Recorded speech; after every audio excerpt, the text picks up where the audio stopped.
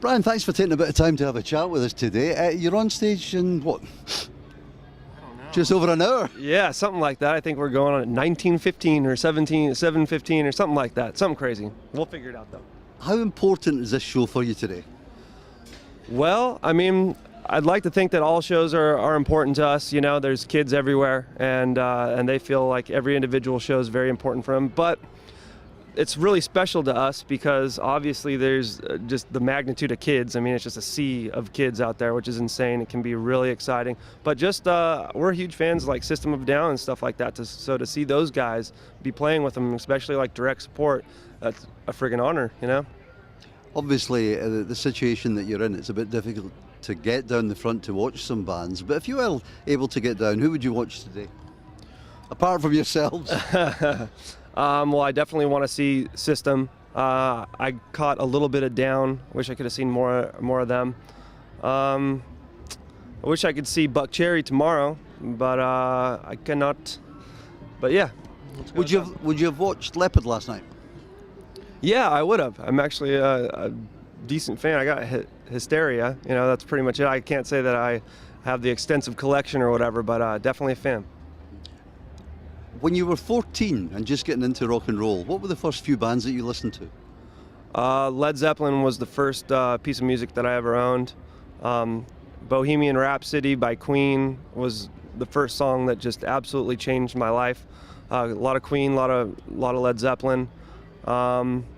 Let's see. Yeah, I mean, those were the two big bands that I was listening to quite a bit then. Both British? Both British. Well, all the good shit comes from over here. Apart from Avenged Sevenfold. Yeah, apart from Avenged Sevenfold.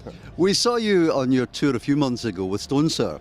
That, in my opinion, was a tour that seemed to elevate you from one division up a couple of steps.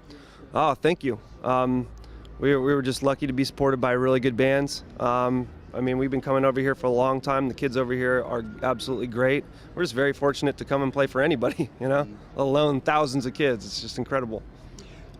You can possibly tell from my accent that I'm from Scotland. Glasgow. Correct. Yeah, that's what it sounds like. And well spotted. And we have two toasts that we have over a small malt whiskey. One's Slàinte mhath, and a very important one is in all seriousness, a toast to absent friends. It's a situation, obviously, with you guys here today or tonight. Will you have a tear in your eye when you go on? There's always that possibility. You never know when it's going to strike. But I will have a bottle of Lafroig on stage with me, just in case I need it. There's a wee Scottish man with a beard that'll be standing at the side. If there's a small glass with some ice in it, if you could pass it over. All right, if I see you, I'll give you some. Hey, hold up.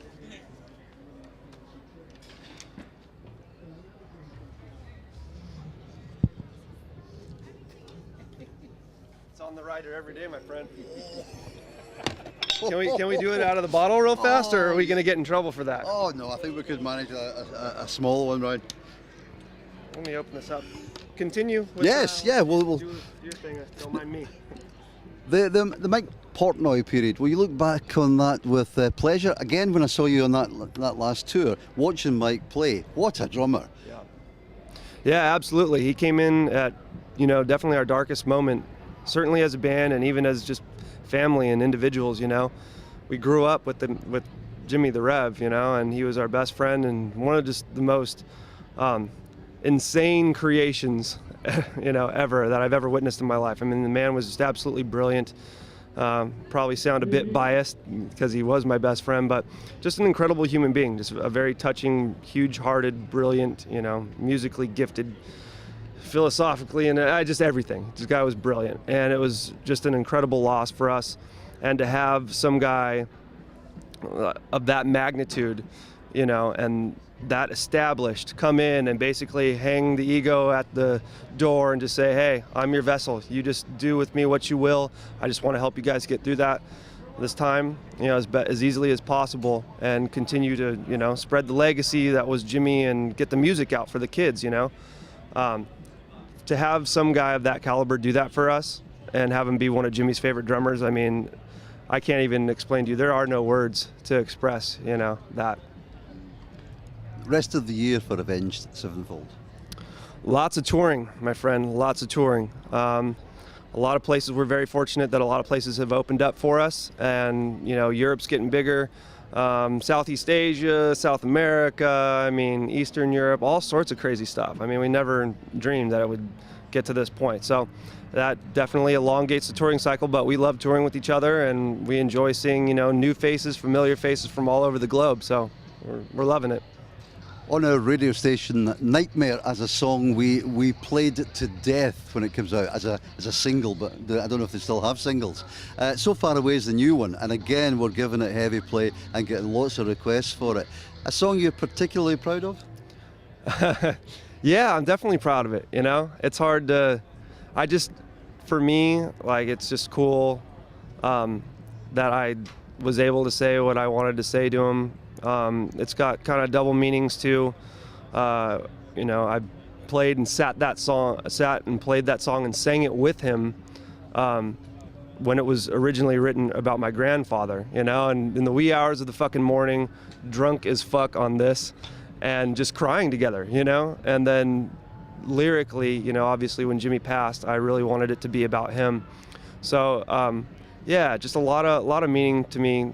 And to see that the song is starting to get a little bit of popularity and some success is very, very cool. We'll finish off with it. Thank you for talking to us. Two things in fact. One, I've got to show you, I love your tattoos, but I got to show you my new tattoo. All right. That's awesome. That is awesome. At my age, my first tattoo. There you go. That's really good. It looks kind of new. When did you get that?